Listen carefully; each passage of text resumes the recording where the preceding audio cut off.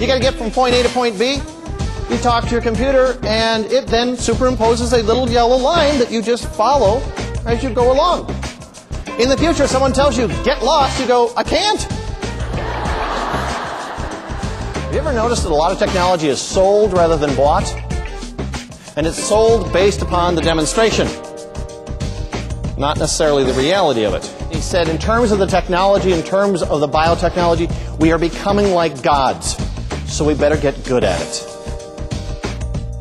We run into bad design literally and figuratively on a daily basis. And if you want one great opportunity in terms of potential for profit and opportunity, it is design.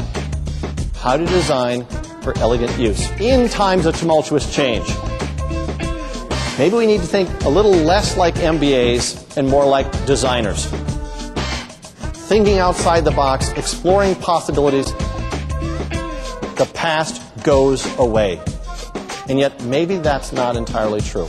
I think particularly today, in times of tumultuous change and great uncertainty, find your foundations, find your traditions before you deal with change. We must never forget that not all change is progress, it's not all forward. Sometimes it's about continuity, about learning lessons, and holding certain truths to be self-evident. And every time you hear a forecast about the future and say, well, that won't work because of, always flip it over and say, what would we have to do in order for it to work? And keep taking it out to the next stage to explore if this, then this, or this, or this, and keep branching it out. It won't tell you exactly what the future is going to be. It's the 21st century now, and I recall back in the 1970s, there were futurists strutting around on stage going, by the 21st century, we're going to be living in a leisure-based society. Here's a hint. Go back, look at the videotapes. They were wearing leisure suits, too. How can we design elegant information so that when you take it in, you have a sense of, as opposed to, by solving this problem, what new problems am I creating? Is it an economic thing? An emotional thing? Where do we draw the lines?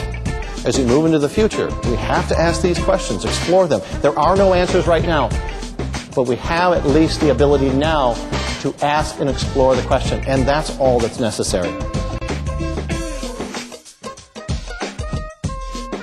We can be too certain about the future, particularly if we base it upon where we've been. You are the real futurists here, ladies and gentlemen. You have to think about the future. You have to not necessarily plan for it, but prepare for it by thinking about not only who are we now, but who were we, and where can we go from here. We must learn to play, because when it comes to the future, we're all children. We cannot know the future, so we must learn to play with it. We have a wonderful opportunity to build a future, and you're going to be a part of it. Make some time frames to put all of that in perspective and have a great future.